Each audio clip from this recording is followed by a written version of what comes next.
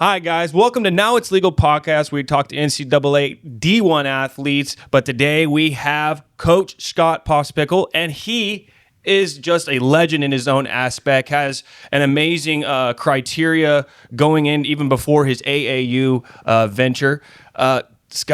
Coach Scott, thank you for coming on today. Grayson, cut it out, man. This is wonderful. When I saw you with Preston Troutt and, Preston Trout's family, and it's that Titan relationship, and I've known Preston since even before the Titans, so it's an honor to be here. I really appreciate it. Man, I really appreciate you coming on, creating a space for me in your rigorous schedule. We're here. I want to ask something. I want to dial it all the way back. Maybe some people who don't know you on the pod. Where are you from? Where does this all begin? I've been a basketball player all my life, and years and years ago, as a junior college basketball coach in Florida at Palm Beach, a gentleman by the name of Dr. Bill Campion, who was a president at a rival college, called me up and he said, "I'm coming to see you today." And now that's 5 hours for him. And he goes, "I got to talk to you." And I thought he was coming to offer me the job at Central Florida. I really did. And he introduced me to a business that happened to be owned and operated by Preston's father, Kenny Troutt, the iconic Kenny Troutt. Sure. And I didn't understand it. I didn't get it. He said I could make some money and he'd help me.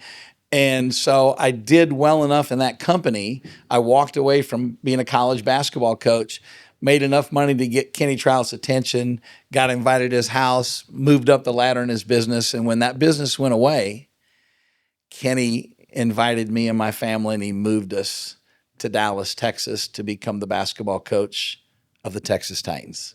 That's incredible. And Kenny seems to just have a robust faith and belief in you, but he does things differently. And I think you have an experience like nobody else. I think you were able to really personalize and customize this since 2005 with the Texas Titans. How did you get to do that? What are those conversations looking like with Kenny when you're kind of piecing together this team and something that's never been done before? I think first and foremost is their standards. There really are standards. And basically if you look at Kenny Troutt, everything he touches really has a tendency to turn to gold. So one of the most difficult things is to get everyone to buy in. And what I mean by that is when you have a family like that, okay, and they're going to go to the expense that they go to, flying private, doing all these things, everyone needs to understand that no one job is more important than anybody else's job. The people that that really need to be happy and see value are the Trouts. And that's with their sons and the other people's kids as well.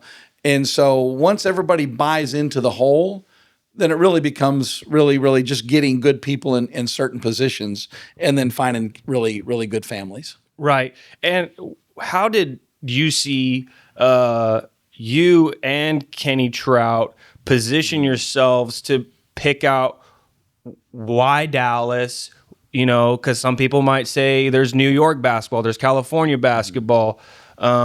And I mean, inevitably you got Julius Randle, but how did that process happen? I think a lot of people are trying to recreate it, and a lot of people are doing a great job, but Kenny seemed to set the bar so high.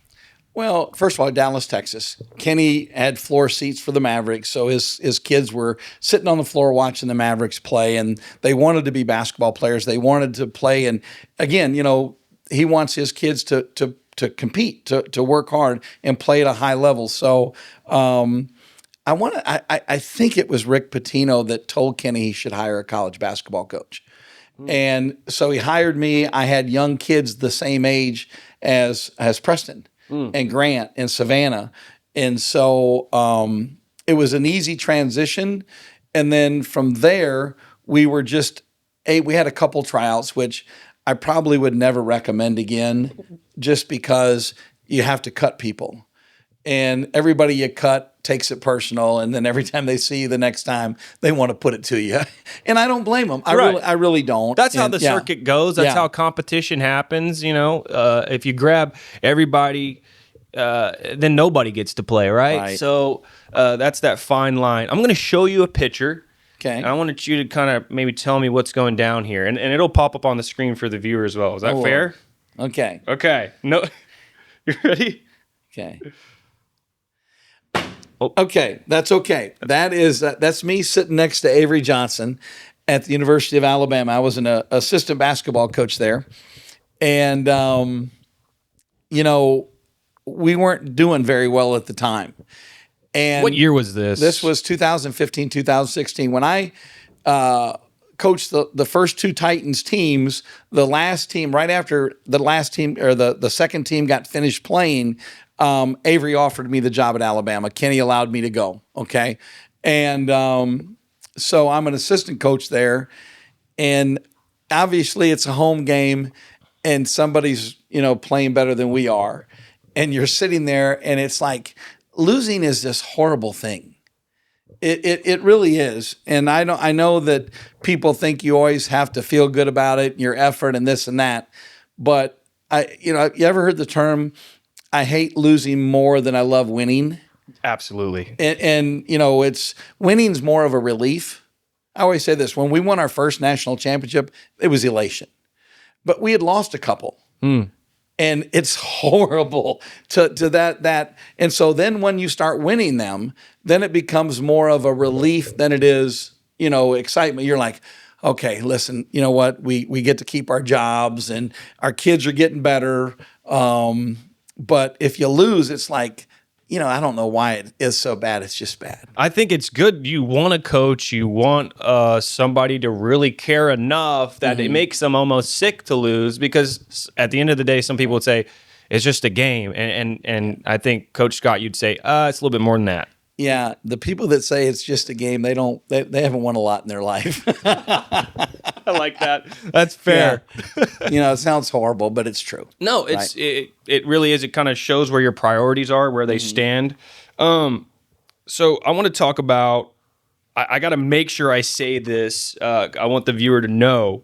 So before AAU, Coach Scott had a robust coaching background. He was head coach at Palm Beach, which you talked about, Palm Beach Community College from 87 to 95. Right. And you led them to 3 conference titles, Right. 3 Coach of the Year honors, and placing nearly all 50, 48 out of 50, that's a great percent, into 4-year schools. Right. How did you know coaching was your calling? I love playing. And most of the people, when you're a kid and you grow up, it's nothing against your chemistry teacher or your math teacher. But I didn't look at those people and go, I want to be like them. I wanted to be like my coaches. That's fair. And so I knew that when I wasn't going to go to the next level, I did play for the Westchester Golden Eagles in the USBL for a week. And but I knew that I was going to be a coach. And so for me, I did it at an early age. I was blessed to have Hal Whistle hired me at the University of North Carolina at Charlotte right out of college from 83 to 85. I got hired at my old high school for a year and that I graduated from, and we lost in the state championship. And I just felt great. I just felt wonderful helping kids. And it's probably the thing that gets me more emotional is, like, if you watch this year, and at the Final Four, the 3-point shooting competition was won by Tyler McGuy. Tyler McGuy sent me a text afterwards, and he said, "Thank you for taking a chance of a chubby 5th grade kid at a tryout at the Sportsplex." Tyler McGuy was a Texas Titan. Wow. And I'm watching that and seeing how it goes, and I'm texting back and forth with his mom. I see them when they come. The kids, when they come back in town, they'll call me. We'll get together. We do some things, and we were just recently with Julius Randle and the players that played on his team with us, and those are lifetime relationships. Preston said on the podcast, it says, "Man, I'm still texting these guys. This is very much a brotherhood that was created." He said, at some points in my life, I had spent more time with Julius Randle than I had with my own family members. These guys really, they came in and we kind of created this culture of having, a family. Is it true? Avery Johnson, his son, Yep, he was on the team. Avery Jr. Here, and I'll tell you the story. Let's go. Avery used to come by practice because of his relationship. He had met the Trouts, and Avery's a beautiful guy, right? And so I get this phone call, and it's Avery, and he says, "Hey, I want you to meet me downtown." And there was this hotel we met. I want to have lunch with you. So I go, "Great." Well, I kind of had an idea because he was playing with the Houston Hoops, wasn't playing a lot. And he looks at me and he says, "You know why I'm here? I invited you here?" I go, "You probably want your son to play on our team." He goes, "I do." Well, that's very straightforward. Yeah. And you know, here's the thing, that when I talked to my assistant coaches about it, they were like, "Man, it's going to be pressure. He's going to want to play ahead of this kid, you know, this and that." And against what everybody had said they thought we should do, I brought Avery Jr. to the Titans. And I got to learn a lot because Avery, you know, is very smart. And so he let us come to the Brooklyn Nets training camp. And, you know, I was able to hang out with him. Then he was kind enough to hire me at Alabama. It's just relationships. This world is all about relationships. And so, you know, Avery, we would go play with Junior on the team. And after the game was over, Avery and I would go for walks. And I'd say, "What did I miss?" And he would give me feedback. And I'm, you know, not too proud to take feedback from Avery. It seems like you liked it enough, you know, to see the feedback and to be at a coaching staff, because at some points that can strain a relationship, right? Well, you know, I mean, here's the thing. I went to Alabama. He was kind enough to hire me, and then he let me go at the end of the year. Hardest thing I ever had to go through as an adult. Harder than my father passing away. And just because, you know, no one likes to tell you it's time to leave before you're ready to leave, right? Be told. But I learned a lot. And, you know, like a lot of the sayings that he had, I have a lot of respect for him. Was I, you know, set back a little bit? Yeah, I was. But the great news was when I came back home, Shy and geez, my goodness gracious, the Anderson family, Jerry Jones's daughter, she was kind enough, her and Shy were kind enough to hire me back to be the basketball coach of the Titans. So I go back and I coach them for a couple more years. And so, you know, when you sit there and you look at all the relationships you've made from traveling around the country, when you watch the NBA today, I'm watching guys we played against when they were 12 years old. That's got to be a crazy feeling. It's amazing. Yeah, and it's like whether they were on your team or not, you got to see these guys because you were telling me when the cameras were off about how many games are being played, and at one point you were like 60-something wins and only one loss. One loss. Yeah, I can't forget that. 68-1, yeah. Let me ask this guy for the stats. Don't you dare mess up my record.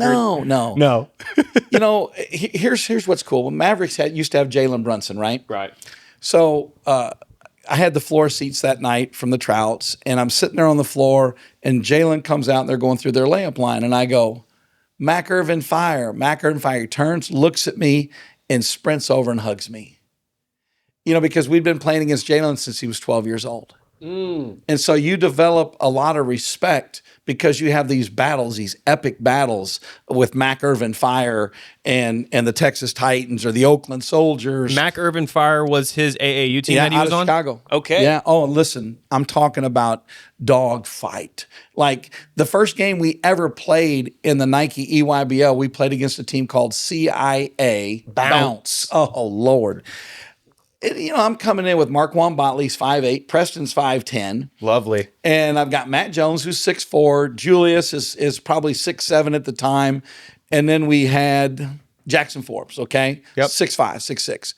Their starting lineup was Simbular, 7'3.5", second-round pick in the NBA. They have Anthony Bennett, who's 6'6", first pick in the NBA draft.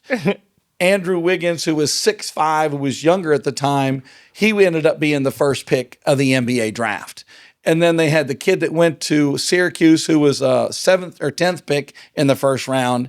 And then they had a kid from Florida State that was drafted. So they had 5 NBA players, 4 first-rounders, 1 second round, in their starting lineup.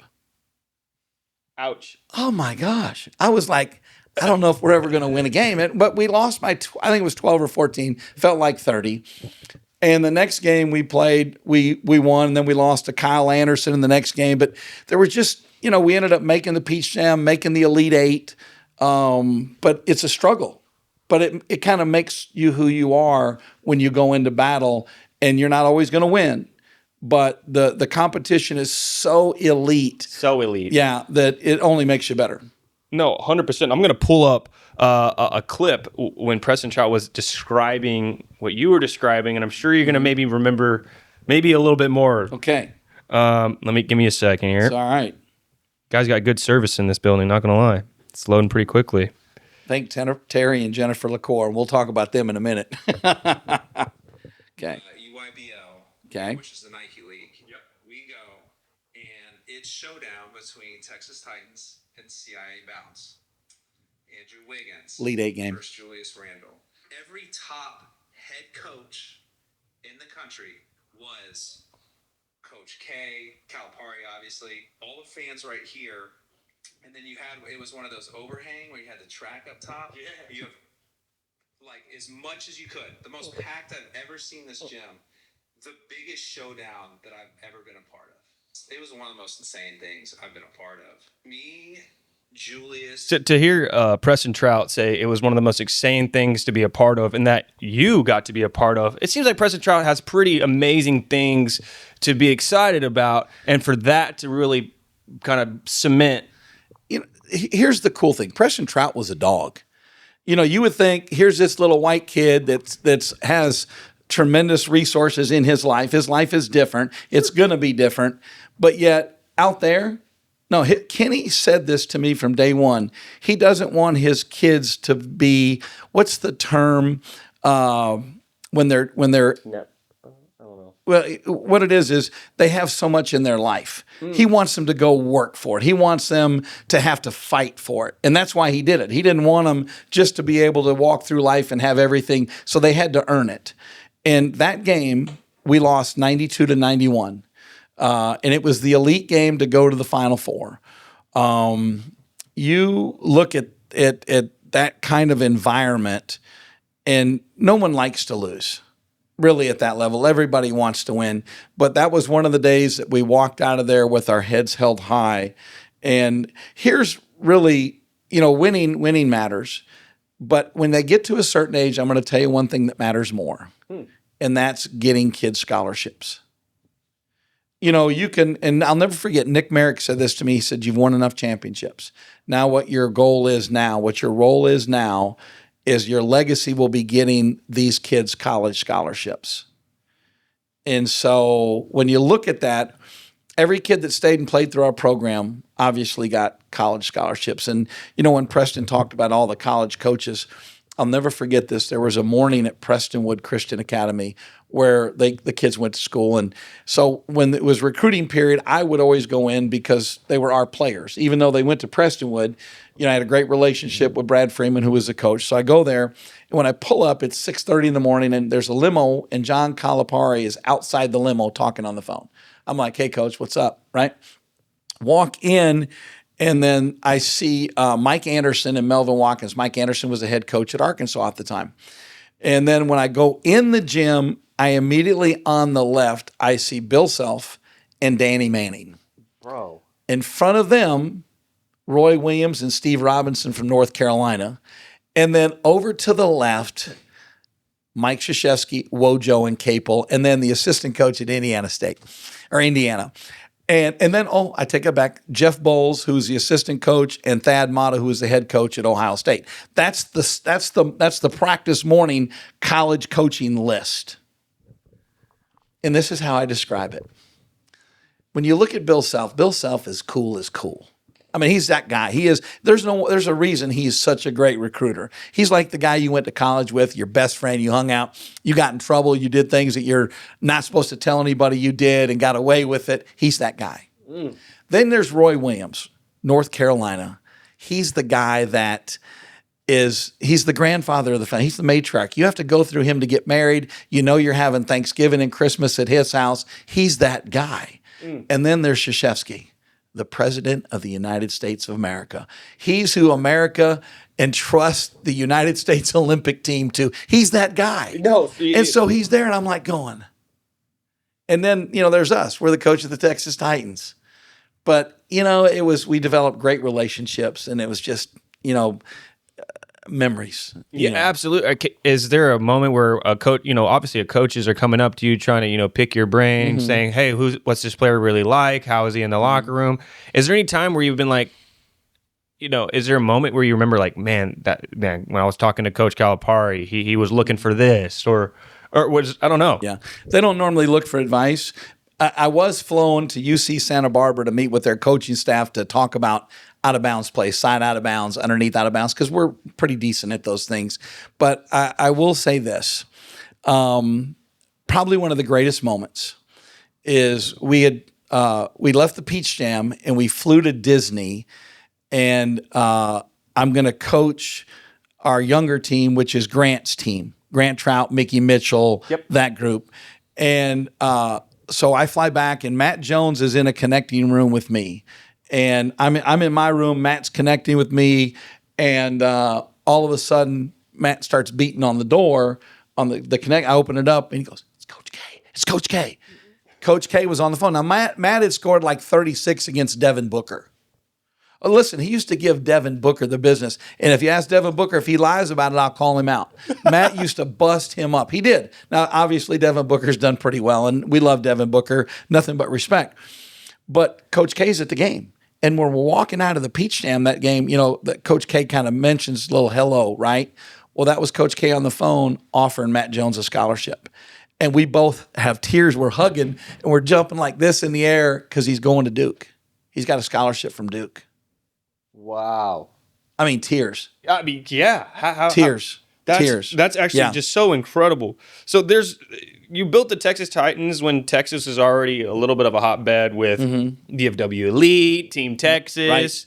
How did you carve out such a niche market and dominate like that? Well, first of all, they're all really good teams, and they were coached by amazing people, Big E, and I mean, just so many of these guys that are legends. Wes Grandstaff with Team Texas, and what we did is we just did it at a high level, and we held everybody accountable. There weren't a lot of coaching in the stands from our parents. Right. We removed a couple people from our team because of that. And then, when you're talking about, flying private, taking families, and here's, what Kenny Troutt did this, I'll never forget it. And Terry LaCour, who is in charge of us and is my boss now, everybody sits at the same table. Terry, and going back to Kenny Troutt, Kenny didn't, not every family has the same amount of money, right? They can't go eat at the same restaurants. And so Kenny saw that and he said, no, we're all the same. We're going to eat the same food, eat at the same table, and this is how we're going to do it. We're all going to stay in the same hotel, and I'm going to treat everybody like they're family. And that's what he did. And that's what it was, is we were able to keep such a loyalty. And that's when you're here at Terry LaCour's place, when you look at the pictures and see the kids from when they were in the kindergarten, first grade, second grade, third grade, those kids still exist in this program today. Yeah. And on the girls' side. And so, those people like Kenny and like Terry and Jennifer and Lisa Troutt, they have this magical way of making people feel like family. Absolutely. And so when you find that, it's a really hard thing to want to let that go. No, I've seen that whenever Julius Randle got on the Brothers podcast with Josh Hart and might have been Jalen Brunson. Yes, the Brothers pod. How could I forget? Yeah. They brought Julius Randle on, and he was like, man, like, shout out to the Troutt family. They took a lot off my mother. And allowed everybody to eat at the same table. Fun fact, Doris Randle used to work, which is Julius's aunt, used to work with my family in healthcare. Wow. Now that's a full circle moment. Right? Yeah, I just had a little blip. Come on. Let's go. I'm gonna ask you a question about Matt Jones. He stayed loyal to you for seemed like forever and a decade. Was that calculated? Matt Jones, I love Matt Jones. I always said this. I have triplet daughters, and if one of my daughters would have come home and said, "Daddy, I'm marrying Matt Jones," I would have thought I won the lottery. Dang. Matt Jones is, we had a special relationship because I could say something to Matt, and as long as Matt would hit his chest to say, my bad, as long as he knew that I knew that he knew that I knew that he messed up, we were good. But he was so coachable. You could get after him. His parents never said, why are you being mean to my son? I think you're mistreating my son. No, they loved him to be coached hard, and so Matt, to this day, we still talk, and Matt is truly one of the greatest pleasures I've ever had in my life in coaching. Incredible. He really just seemed like that guy. I keep hearing behind the scenes stories, and he seems like he's the same person every single time. Great teammate to everyone. I mean, not selfish, not a selfish bone in his body. He competed, and we all learned from each other. For sure. And he and Preston were like, thicker than thieves. Absolutely. Yeah, Julius, they were like so tight. That's so amazing. But everyone talks about the Randle and the Jones duo, but who do you think is the most underrated player you've coached, or maybe a glue guy or a sleeper who overachieved? When Tyler Davis came to the Titans, he was a freshman, and he actually played on the freshman team. And normally, if you're a Titan, you're not playing on the freshman team in high school. Right. You're on varsity. You're on varsity, right? And so Tyler, I see him the summer before, and we had to find a big guy. And so Antonio McKenzie, I call him up, and Antonio was with Buzz all this time at Texas A&M, and he's been offered to go with him at Maryland. What a beautiful man and family. And I said, Tone, because he pointed him out to me, he said he's an 8th grader. And I said, okay. So I called Tone up. I said, you still have the mom's email address? So he does. He sends it over. I reach out, and I go watch him play in a freshman game. Now he's 6'5.5", 355 pounds. Hello.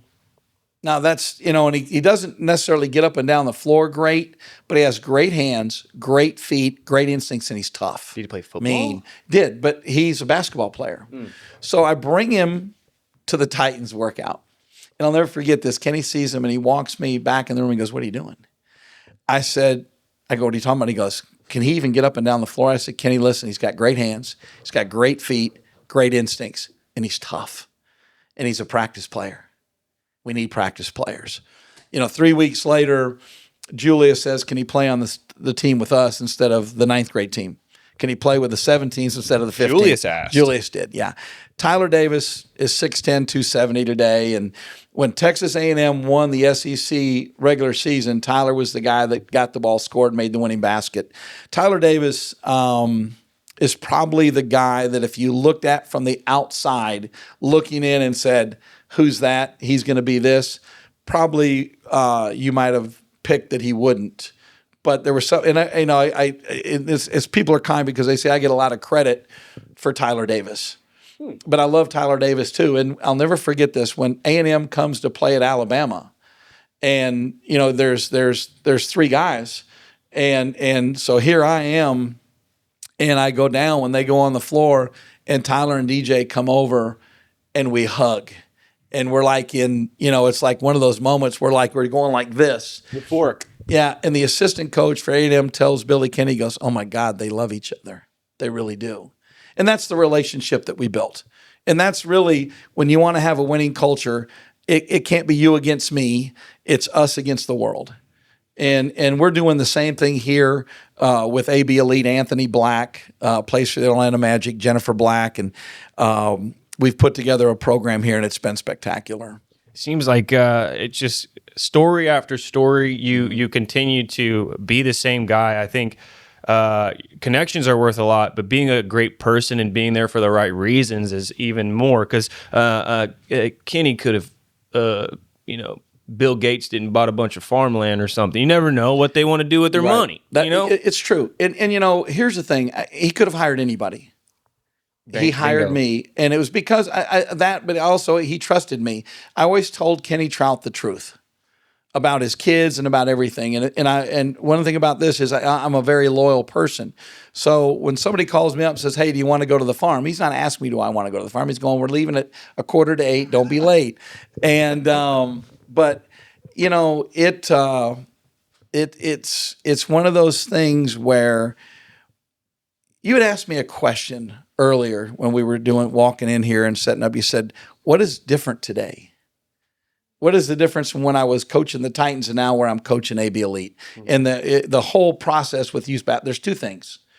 Social media obviously is become front and center with everybody, and people are wanting to get clicks and all that kind of stuff, and I get it, right?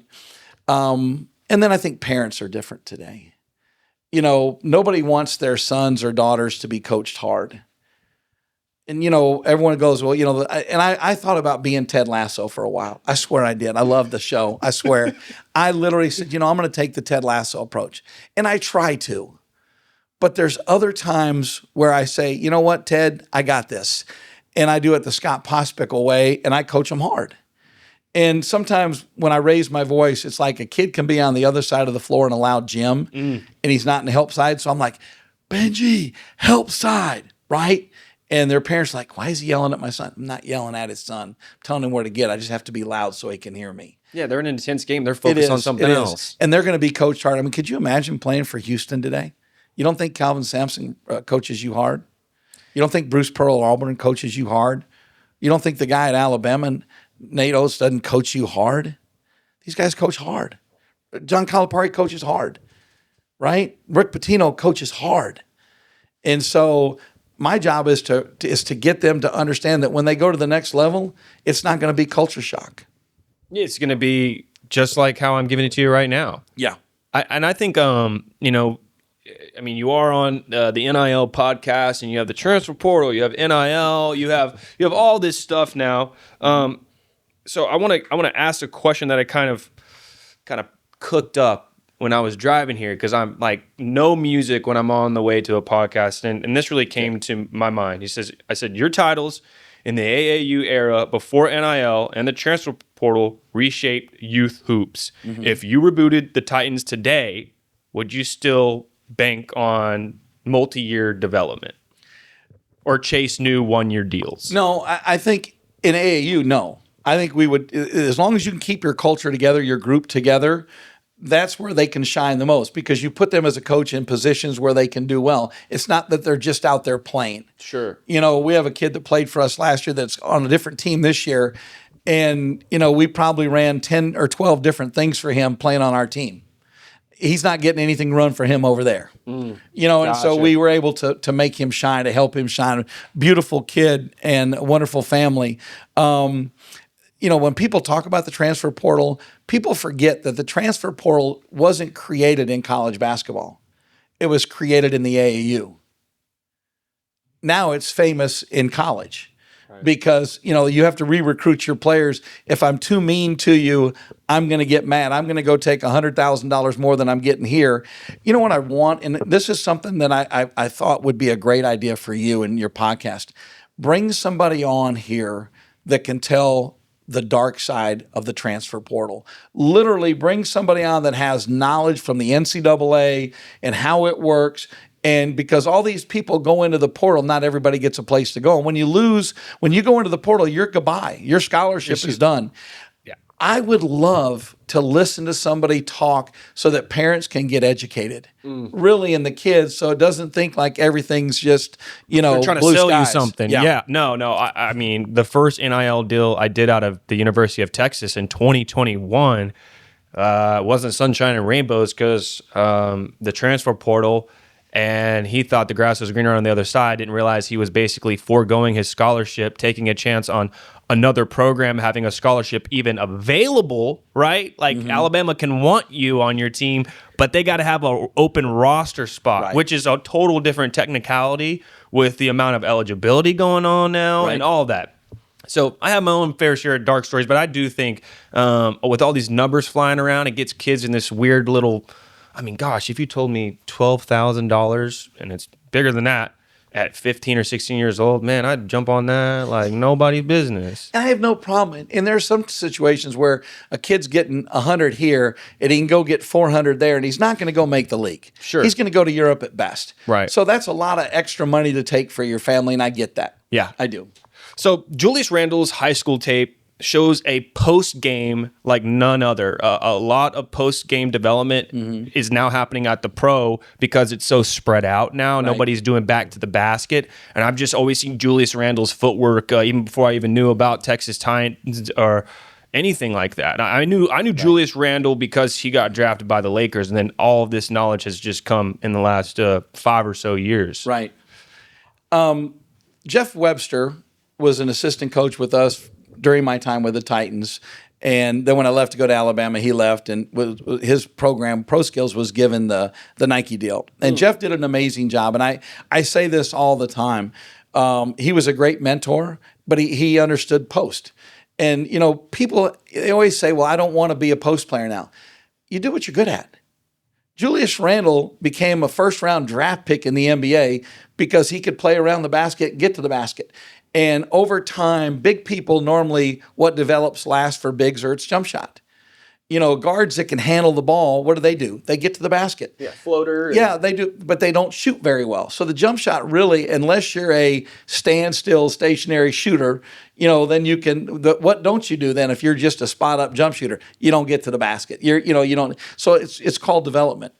And I always say, you know, do what you're good at, and go where you have value. The last thing you want to do is be in a relationship in life where you don't have value.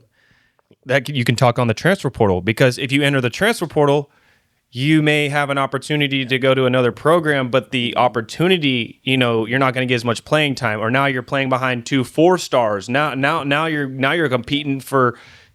Oh, I totally get it. I totally get it. So, but Coach Scott, you have your own personal sacrifice that I don't think a lot of people may take into account, because, you know, you're winning championships, you know, everything just seems to be like butter on a hot roll.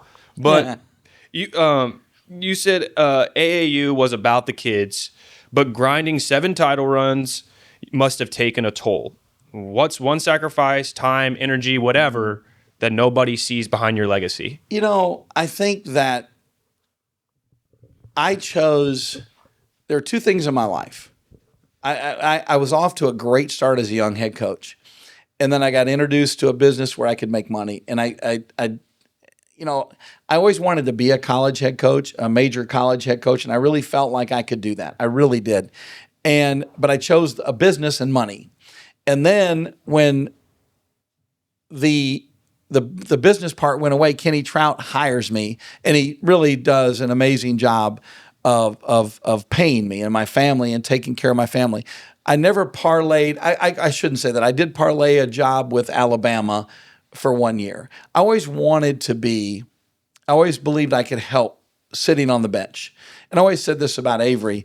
You know, I never wanted Avery Johnson's job. I wanted to sit next to him.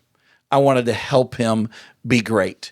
You know, if I could do that for the next 10 or 15 years when I was there, is all I wanted. I wasn't looking to replace him.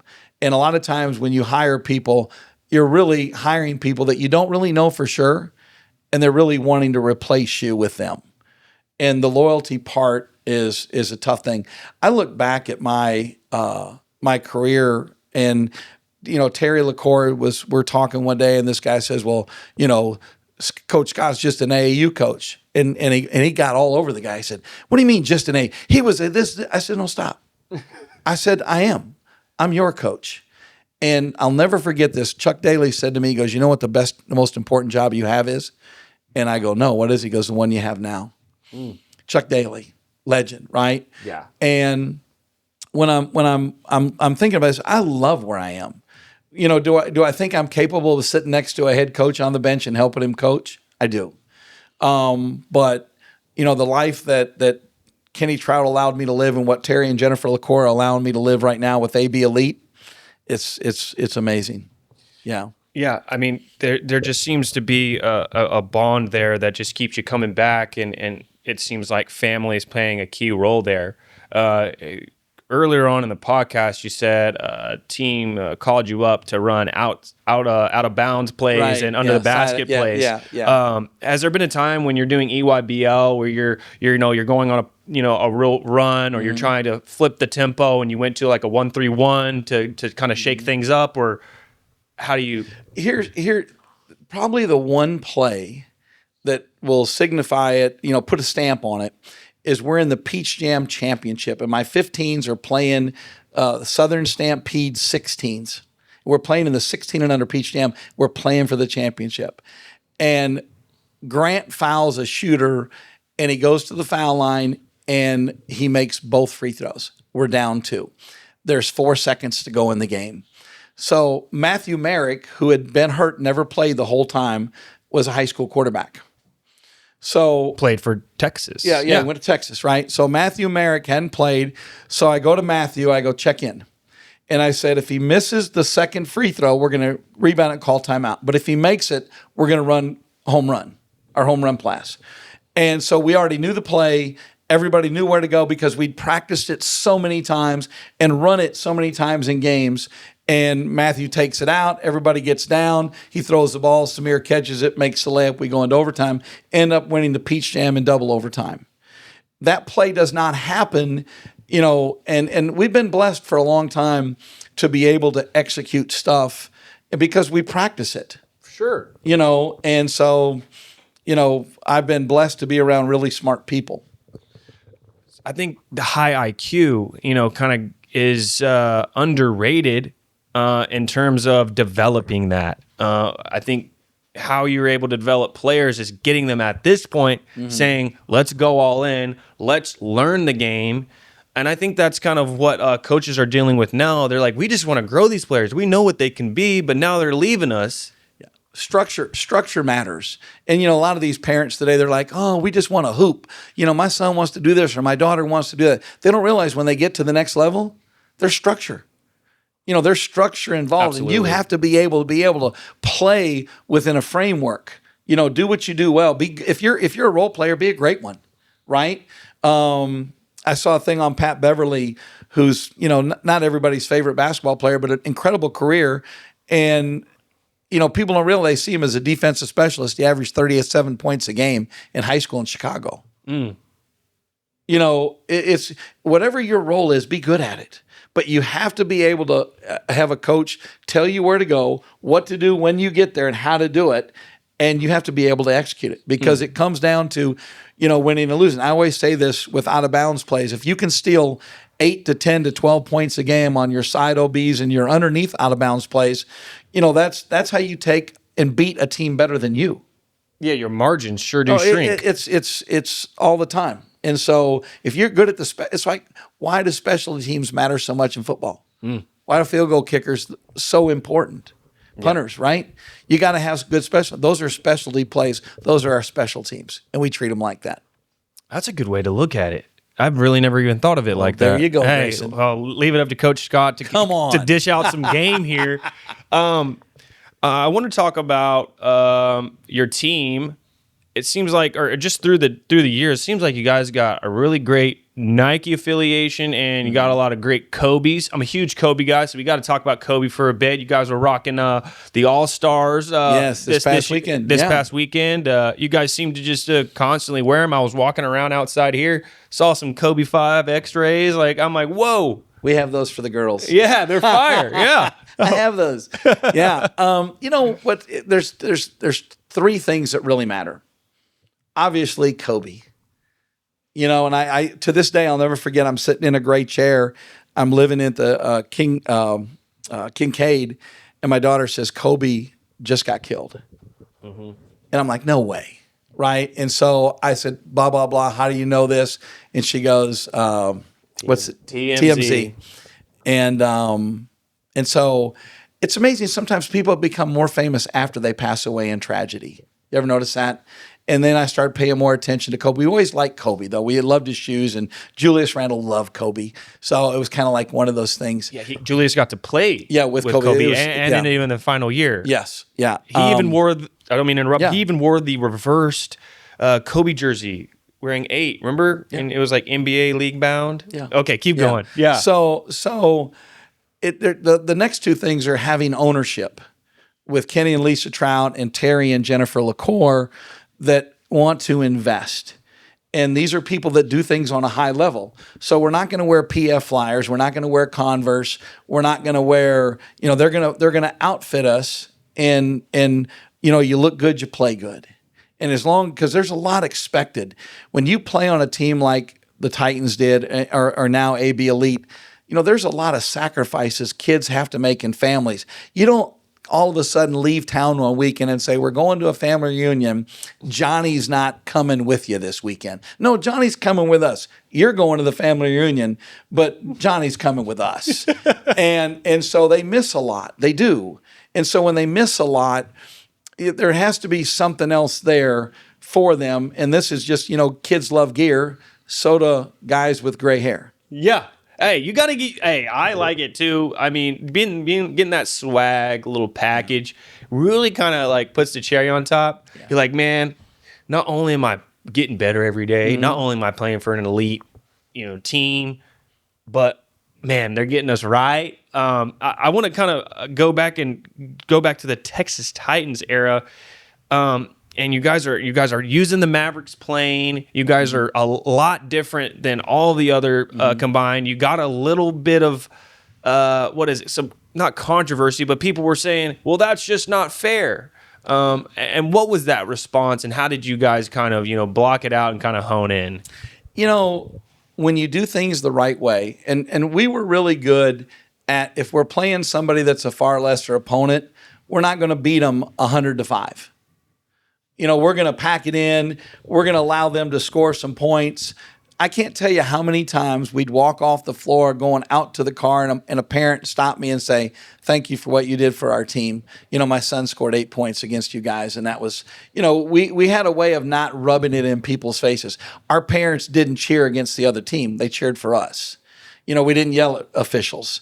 And so we handled ourselves in such a way that when we traveled, here's an example. We go to Boo Williams in Virginia, and our Larry Novak, who's passed away, may rest in peace, our general manager, would bring in 2 boxes, and he would give the security people there shirts, hats that say Texas Titans.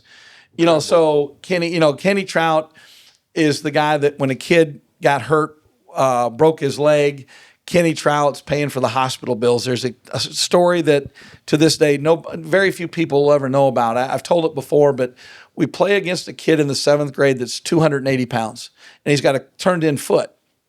And he's coached by David White, a legend in Florida, went to Florida State, was the kid on Boca Ciega High School that beat my team in the state championship. He had 28 and 7 dunks. David was coaching that team.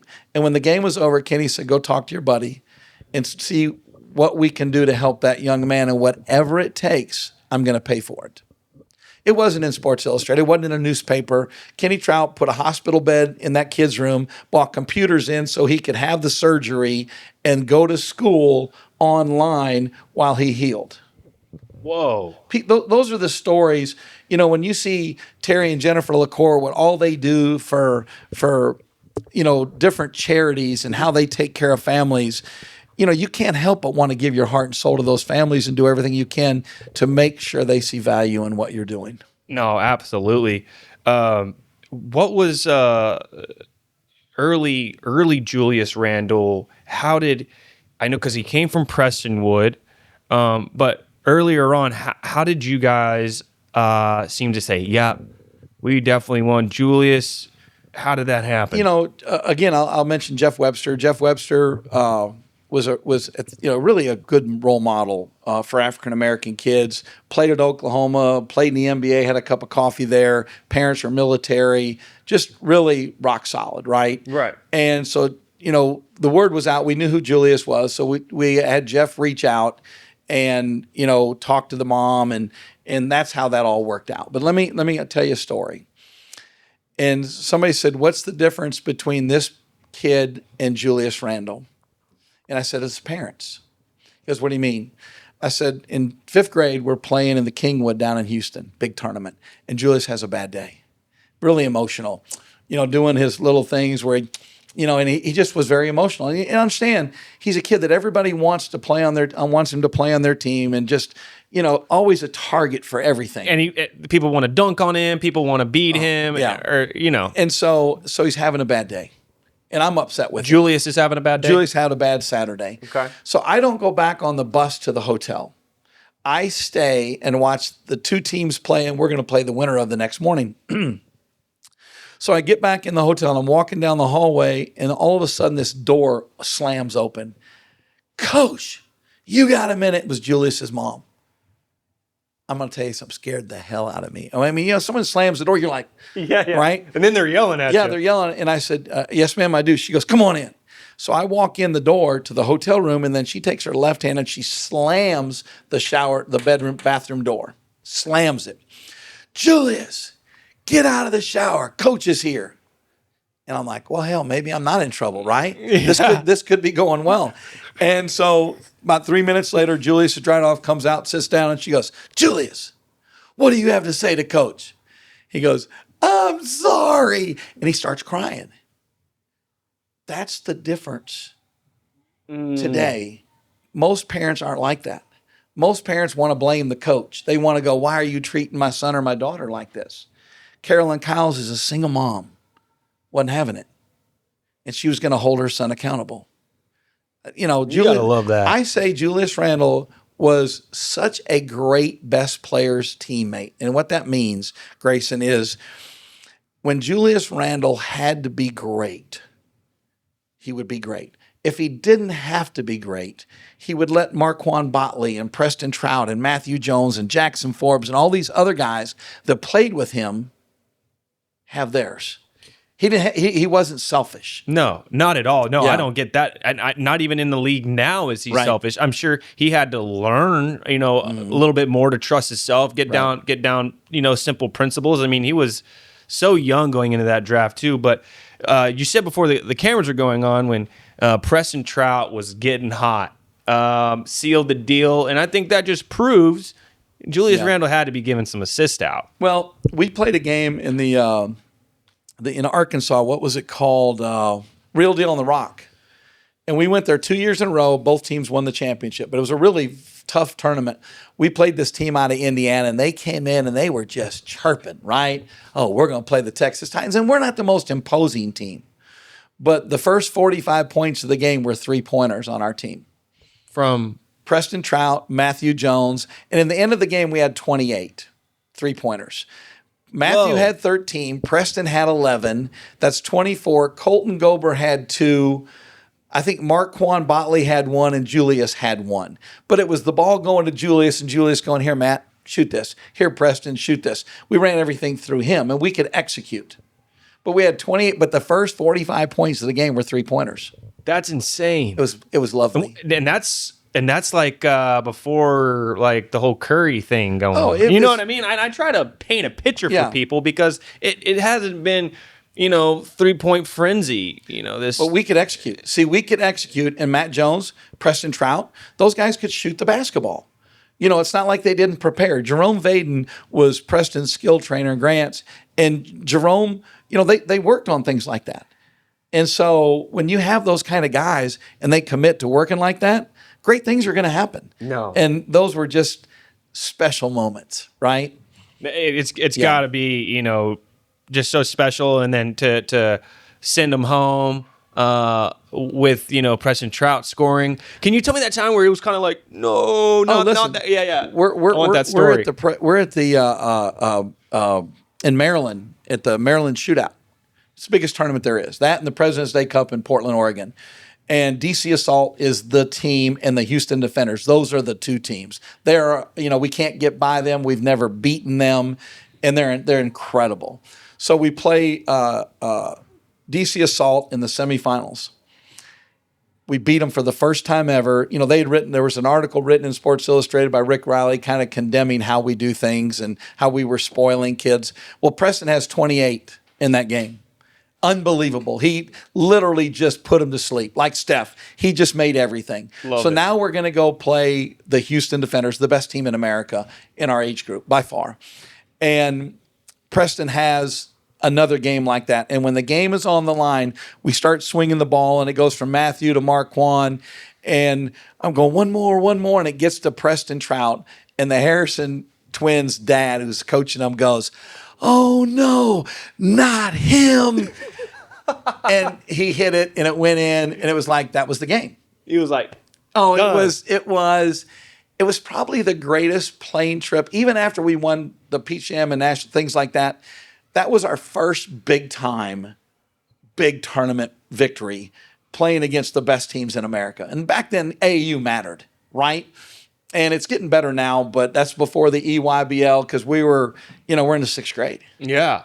But I'll never forget Preston Troutt. And, I'm looking at Kenny as we're sitting back, we're flying back on the plane, and I'm looking at him and I go, hard to be greater than that, right? He goes, oh my God, what a life event. What, I just couldn't be more proud. Yeah. But, Kenny was proud for everybody. But, obviously for his own kids. DNA. Yeah. Yeah. You 100%. You see yourself out in there. Is there Never forget it. Have you ever, obviously, you've talked to college coaches. Is there any some that you really like talking to, or you like resemble the style after? You're your own guy, but you got to take some from playbooks. That's what greats do. We do. But what's really interesting? Mike D'Antoni is the one that we originally took our stuff from. He's probably the most innovative offensive coach that ever came through the NBA, in my opinion. I'm not the smartest guy, but so we went to his training camp 3 times. And Phil Weber, who was his assistant, he and I were teammates at Florida Southern, so we were friends, and they invited us. I took my staff out there. So we were able to watch, run the quicks, the drags, the ups, the elbow, all these different things that he was doing. It was very much more than anyone else was doing in AAU basketball. Right. And if you talk to people, they'll tell you that, we basically changed the culture of how basketball was played because we just didn't play pickup. We just didn't press, right? And hoop. We came down with a plan. And so Mike D'Antoni, and then I've always been able to pick a play from somewhere, from someone. And I was given this advice years ago that if I were a high school coach today and someone's coming in to watch, you got a really good player, always ask that coach for an out-of-bounds play. Give me your best out-of-bounds play. Give me a side out-of-bounds play. Give me something for a three-pointer. Give me something that I can help my team with if you don't mind. And because, very rarely do you create something by yourself. It's always watching something, taking a piece of this and adding a piece of that. And so that would be the advice I would give to a lot of coaches is, I get a lot of coaches that come up and say, can you show me what this is? Would you mind sharing this or this? And I don't ever mind sharing. I don't. And so because someone took time and shared it with me. Love that. Is there, with just the ups and downs of a season, so many games, parents, players, egos, your mental health, being there for your family, or at least trying to, while trying to be there for all other people's families. How much does faith play a part in all of this? I went to the Bible study today at Kenny Trout's. We go every Monday. There has to be, there's so many highs and lows. And if you're not grounded in your faith, if you don't sit there and know that Jesus is your Lord and Savior, when the bad times hit, it's dark. It can be, you go through a divorce, it's dark. You get fired at Alabama, it's dark. And so, we lost 2 national championship games before we ever won the first one. We lost in the 3rd and the 5th before we won the 6th grade national championship. And, to someone that it matters if you win or lose, those things can be dark. And when kids that you love and you've trusted in their parents all of a sudden decide they want to go a different way, it's dark. And so you have to have a faith. And you have to be able to go and look up and go, okay, I know there's a reason that you're causing me to struggle. I know it's to make me stronger, and I can't just be thankful for the good times. I got to be thankful for the struggles too. And then I've got a beautiful wife, and her name is Susie, and it's a second marriage and later in my life, and she is so grounded in her faith. She is so good about helping me. Does she ever check you and say, hold on now a minute? 100%. Listen, she goes, why don't you try it like this? If I'm talking to a parent, maybe you got to understand it like this. But she is so good. I mean, I can get kind of emotional about it, but she grounds me. And because of her faith. And so, when I get to go to Bible study and I see Kenny and I see Nick Merrick and Colonel John, our security from all those years in the Titans, I I know things are going to be okay. And when we're struggling here and we're not doing so well, I know things are going to be okay. Absolutely. Absolutely. I guess people could see from the outside looking in that there's, so much. But when you boil it down to a human-to-human interaction, believing in the Lord, all of that stuff seems to go out the window. And why I said that is because I think people have sometimes the wrong interpretation of what they see on the internet or what they're expecting, right? So I want to touch on more on faith because I think that through the ups and downs, people have got to realize that this is an NIL podcast, but I'm only able to do it because of I'm a servant of Christ. I'm a battle warrior of the Lord. So if you want to speak on it any more, you want to. Yeah, people forget that years ago that Christians had wars. Yeah. There were battles. And it's okay to be competitive. It's okay to fight to win. That does not make you less of a Christian. Right. Okay? And and Christians aren't perfect. No, actually being a Christian is harder than not being a Christian. Yeah, and so you're always, you can be easily called to the table and say, "Well, I heard you say this." Yeah, I said it. Yep. I wished at that moment in time maybe I would have used a different word. Sure. But I didn't. Right. But I know I'm forgiven because I'm going to ask for forgiveness. I'm going to be forgiven. And I know that I can't get to heaven because of good deeds. I know it's because I've got to believe in Jesus Christ as my Lord and Savior. And there's no gray area. And I actually 2 weeks ago I gave my testimony to the boys team. Love that. And how I got saved. And it's sometimes you don't know how people are about that, but I know this, I felt better about it. And they know more. Yeah. They know the real you. Right. And I think that's so important because you're with these guys all the time. They need to know where you stand on faith. They need to know where your ethics are. They need to know how you treat how you treat your significant other. Right. All of that so plays a part in how you get the products you want on the court. But we're going to transition in. Okay. I want to break down some sport cards. What do you know about sports cards? Well, I know my son Jayson Pospichal is like addicted to sports cards. I mean, he's out buying these packs and trying to pull the cards out, and he's in the business. I mean, when I say this to you, I've gone with him to card shows and done all those kind of things where he is just fired up about cards. And he sells them. Oh, listen, we had Charizard Gold. I've got the Tiger Woods. I've got cards that are in my safe that who knows, I might need to sell them, but yeah, right. But yeah, he lives that life, man. And so, yeah, it's fun. It's any kind of the trading cards.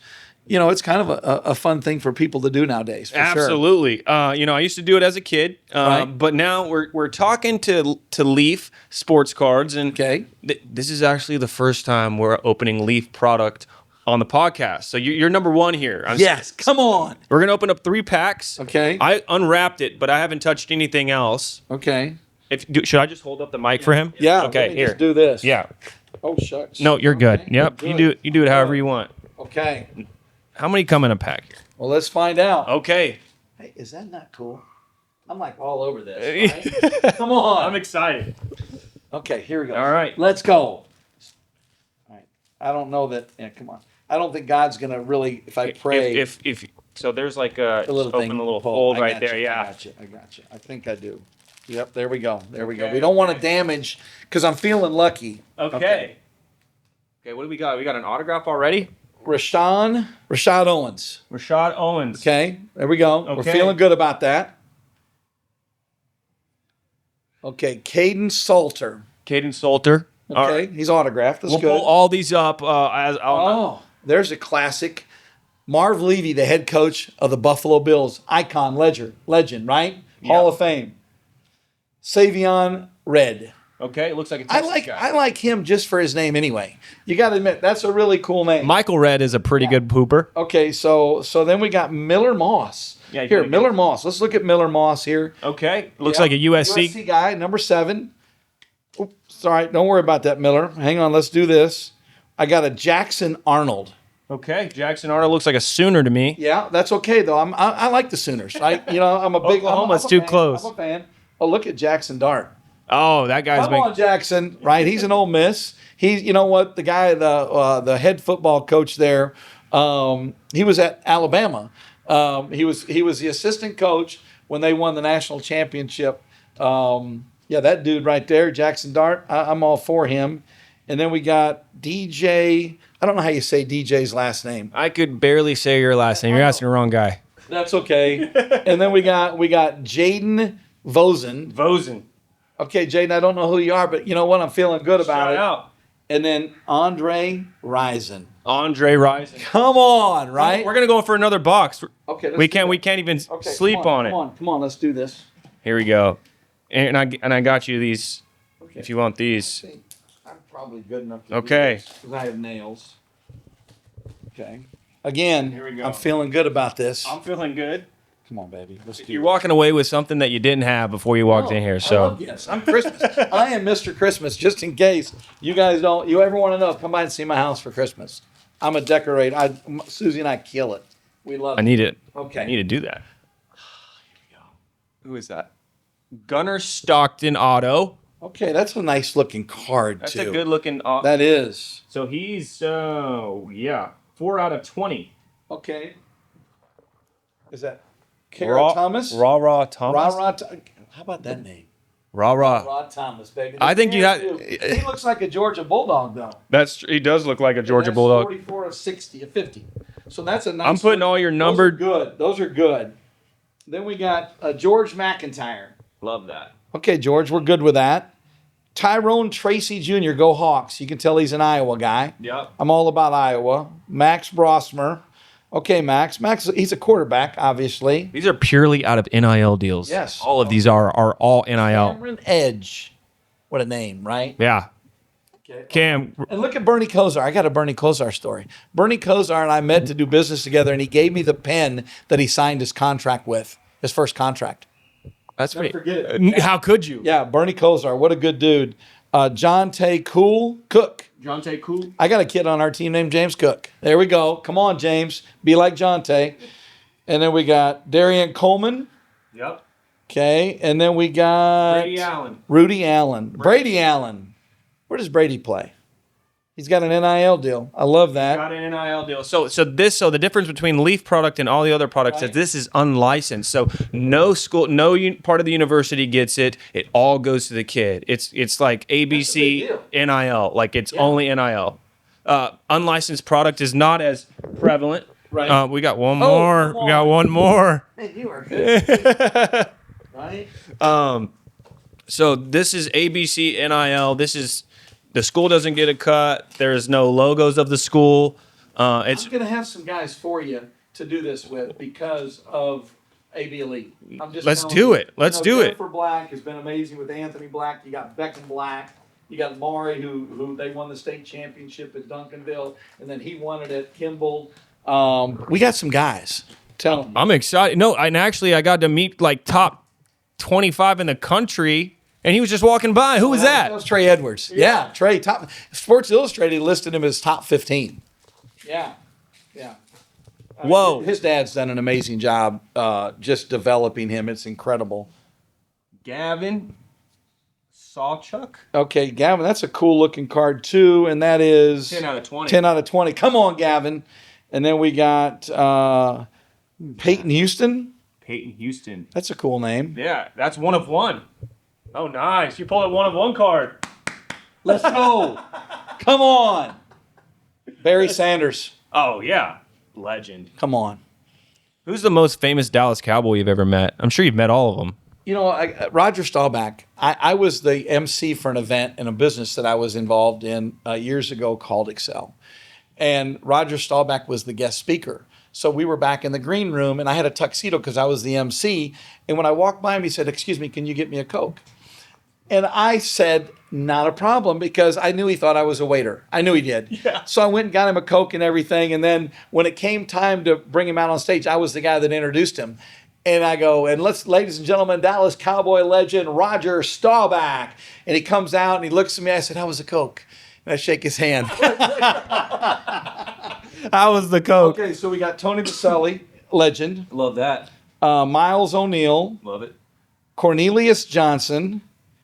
Ethan Grunkmeyer, gotta like that name, Daniel Jackson, Jalen McWilliams, Ben Bryant, should have gone to Alabama, Ben. And then we're back on. We're back to Gavin, yes. Bang. Well, these are beautiful. This Thank is what you we so get. much. Yeah, absolutely. I feel very good. I got to open up some cards. Got some really good cards. Got some good product. Right. Yeah, Anthony, if you want to go ahead and bring over the bobblehead, let's open up the bobblehead. This is another Okay. gift for you. I'm going to do this every week now if you're giving me gifts. Okay, let's do this. All right, here we go. Should be good looking. You know, I got to tell you, I got a Dale Harris bobblehead the other night from the Legends. Felt pretty good about it, and actually hung out with him a little bit at a lunch. And this is called This is for Leaf trading cards. Pro Set. Okay, That's what you're gonna see on there. So you can. it's pretty cool. It's a football, but it seems like you're gonna have to rock. Football. Okay. No, listen, this is really a bad thing. The only one team other than mine that I coach, do I really care about whether they win or lose, is Alabama football. And here's the thing. I was only at Alabama for a year, and they sent me home, right? Yeah. But I just love Alabama football. I know it's bizarre, but I pay attention. But this is, there we go. I could probably put an Alabama A on the back here and say this is Bear Bryant. No, come No, on. Nick. Come on. Right? Bear Bryant Stadium. Yes. And then Nick No, Saban that was Field Nick now. Saban Field. Nick Nick Saban Saban Field. Field. Bear Bryant Stadium, Nick Saban Field. Yeah, that is. Love that. Thank you guys. I Yeah, appreciate that. absolutely. This has been amazing. Yeah.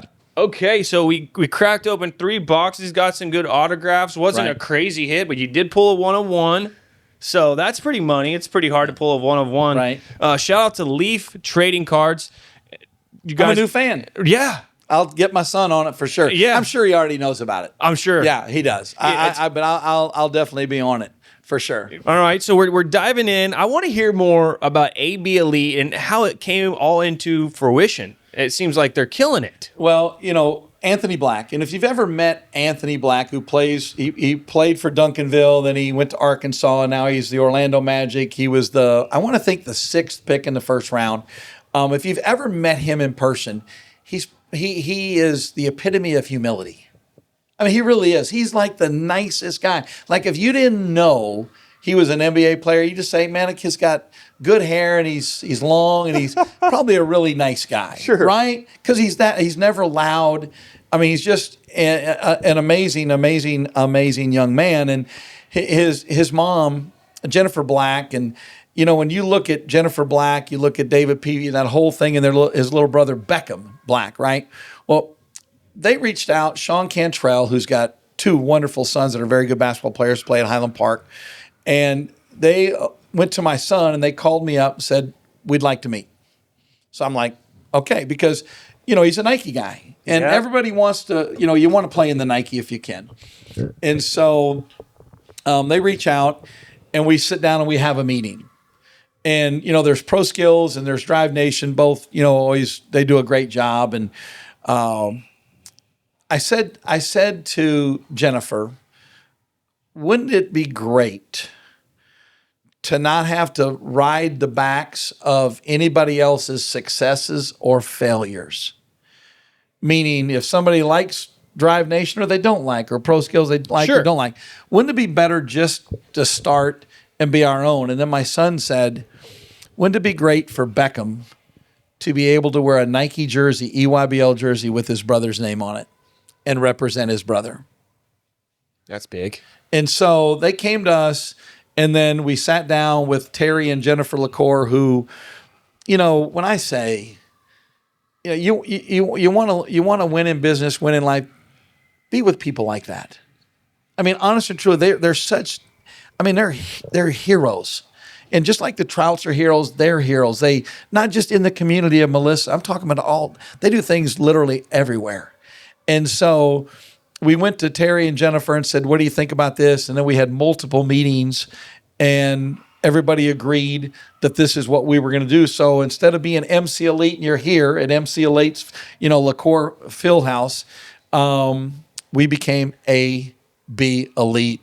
And it's been just, I mean, beautiful. It really has. It really seems like you guys just have it all. You actually have a whole all of the courts being taken up right now. Yeah. We're getting to look out and see what's been one of the more fonder moments you've had at AB Elite? You know, when you have an owner, not everybody, when you have a job, will stand behind you or in front of you. And, you know, Kenny Troutt was the way of, if one of my parents were like, I don't, coach is hard on my son. We need to find a new coach. Kenny goes, no, you need to find a new team. And because coach is our coach. And Terry said, coach is our coach. He's our basketball coach. He's the one that makes the basketball decisions. And so when you work for a guy like that has your back, because we all know that not every day, and coaches do walk around. They do get some credit, but they also walk around with bullseyes. No, and so we're not always perfect. We're very rarely. I always say this: we coach an imperfect game, played by imperfect players, coached by imperfect coaches with imperfect parents in the stands. And I say it all the time: it's an imperfect game. And some days we're really, really good at what we do, and if we don't make shots, we're not so good at what we do. But that having the chance to work for them and see how they do things and learn how he is in the business. He's in the network marketing business and develops companies and owns about 150, 160 different companies around the world. So I get to hang out with one of the smartest people I've ever known in my life, and I learn from his conversations. So, it's not just basketball here. Basketball is what we have in common. I say it all the time, but it's the other stuff that makes it worth being a part of what we're doing. Really cements it all, brings it all together. Yeah. I want to kind of touch on the start with AB Elite and kind of the birth. You kind of given me how it was created, but how has it changed, and where is it now, and where is it going to go? What's the vision? Well, obviously to become, a Nike EYBL team, more importantly, put kids in college on scholarships. And, we started with them last year. We were an 8th grade team, 2028. Beckham's team is a 2027 9th grade team. And we have Courtney and a guy by the name of Brandon Fields that coach our 2 younger teams below that, do a wonderful job. And last year, Beckham's team did a great job. We went to the Peach Jam, actually got to the winner's bracket, beat the number 1 ranked team in the country. They hadn't lost in 2 years, made it to the Sweet 16. So then we earned an official Nike EYBL bid this year in the 15s. We have our Beckham's team, the 2027. They're officially a 16 and under EYBL team. And then we have our 7th and 8th grade teams playing in the junior EYBL. The goal is to become fully fledged as a Nike EYBL team, put kids in college on scholarships, develop young Christian young men to be the best they can be, and do it in a way that represents the people that have made up this. Anthony Black, Anthony's mom, and David and Terry and Jennifer LaCour, Sean Cantrell, all these different people that have invested so much into what we're doing. We want Nike to take a look and go, we see great value. Absolutely. Can you, if there's anything that, all the players and coaches and owners that you have, played with or helped coach, what is one thing that you maybe want to say to them if they're watching, whether it's, the Troutt family or it's the kids who are on Texas Titans or even AB Elite? What do you want them to hear uncandidly?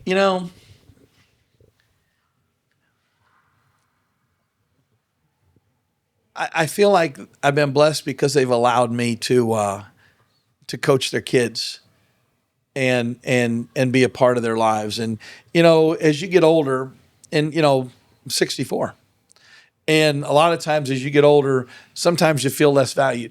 And, you always want to be like, I'm like the Pete Carroll, right? I've got a lot of energy.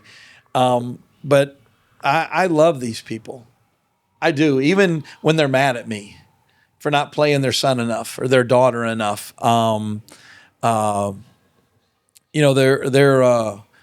These people will be, when it's, watching Julius get drafted, watching Cade Cunningham get drafted. seeing our guys do all these things on TV, watching Tyler McGuy win the 3-point shooting competition, I had a little small piece in that, and it makes me feel like that.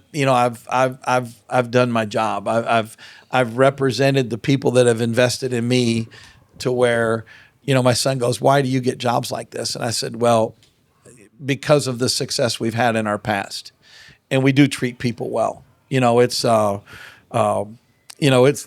culture's a little crazy here. There's not a lot of loyalty in it, and I'm not a grudge holder. Like Avery Johnson firing me at Alabama. Like, it's the hardest thing I ever had to go through, but because he did that, it made me stronger, and I had to fight through that and become better. And I love him, right? I love Kenny and Lisa Troutt and Terry and Jennifer LaCour and the families and the kids that I've been able to go through these battles and have good times and bad times and cry together. I mean, it's I'm the lucky one here. I think that's just a testament to how you've handled yourself in these environments, and no one gives you a book that says, how do I talk to these people and what do I say at this certain time? You just have to be yourself, and if yourself is going to get you far enough. If there's anybody who's wanting to do what Coach Scott has done and they're watching this, what would you tell them? Whether they go into coaching, whether they're playing basketball right now and they think they want to go into coaching, or they're already in coaching and they want to get to that level. How do they do that? This is kind of a tongue-in-cheek, but find a Mickey Mitchell. Mickey Mitchell is probably the greatest youth basketball player that I've ever known in my life. And we actually became his legal guardians because he was from Florida and moved to Texas. To this day, still, one of my favorite people in the world. Find a Matt Jones, find a Julius Randle, find a Tyler Davis, a DJ Hogue, a Grant Troutt, a Matthew Merrick, a Mike Miles, a Cade Cunningham. Right. Find kids like that have parents that really want what's best for their sons. And if you're coaching girls, their daughters. Yeah. But coaching's beautiful. Yeah. It'll keep you young. And it'll keep you sharp. Yeah. But what I would say is just remember, nobody's bigger than the whole, right? You represent not you. Yes. You represent Jesus Christ when you're out there. Always try to do things in that manner, even though if you're going to fall short sometimes, which we all do, and just, be the person that you would want your son to grow up to be. No, absolutely. Yeah. And I just want to touch on this, and then we'll kind of wrap up here. Andrew Merrick, you were like, dude, how did you even how did you get connected? And I was like, Andrew Merrick. And you were just kind of speaking on him and Matthew Merrick and all that. If you just want to kind of speak on that, because you were like, man, I just love that guy. And I want to give you that chance now. I love Andrew Merrick. Yeah. I do. And Andrew played on our youngest team, which back in those days we used to think was a primetime team. Nothing against primetime, but, and then you look at some of the players that were on that team, and Andrew Merrick plays football at Texas A&M. Cade Cunningham becomes the first pick in the NBA draft. Mike Miles gets a two-way with the Mavericks. KO graduates from college, Division I scholarships. Carson Stansky plays Division I basketball. Tyler McGuy wins the 3-point shooting competitions. It was a team that we didn't look at, but just over time, they just worked hard. And Andrew was just that kid that when he came back from college, he'd come by and see me, come hang out. And when he was playing football in England this past year, I'm on the phone on WhatsApp talking to Andrew. And, he's just their family, the Merrick family. And, Nick, I don't know if you know this, but his father just got named the United States ambassador to the Czech Republic. I heard about that. You can't make this up. It's Disney. It's like Princess Diaries, right? And I saw Nick today, and I'm like, and then I ran into a guy the other day that he and Nick are very good friends, and he wanted to be the ambassador to Croatia. And I'm like, just the people that you get around in this world. Yeah. And when Andrew was telling me this story, I wanted to tell the world about it, because how often do you know somebody that's the United States ambassador to somewhere? Right. And here is Andrew Merrick's dad. Come on, Andrew. Yeah, right. yeah. And Matthew and the great sisters, just, like I said, blessed to have grown up in the environment there and been a part of it. Absolutely. Last thing, Okay. I want you to tell the viewers on why did you choose me, Grayson Blake, and came on the NIL podcast? Grayson, I saw your podcast with Preston Troutt, and I love the story that you allowed him to tell and how you allowed him to tell it. And so when I got asked, would you do this? And I'm like, man, you're a super cool dude. You really are. Thank you. Yeah. And I love how you do things. I love how you treat people. And everyone out there is trying to make it, right? And so why not stay with the good guys that are out there working so hard to make it better, not just for them, but for everybody else too. So it was an easy pick for you, man. I like I told you, I'm very humbled to be here and grateful. Hey, man, I thank you so much. It's about who you surround yourself with. It's about who you know. But here we have it. Coach Scott on Now It's Legal podcast, the NIL pod. Coach, thank you, man. Come on, let's go. That was great.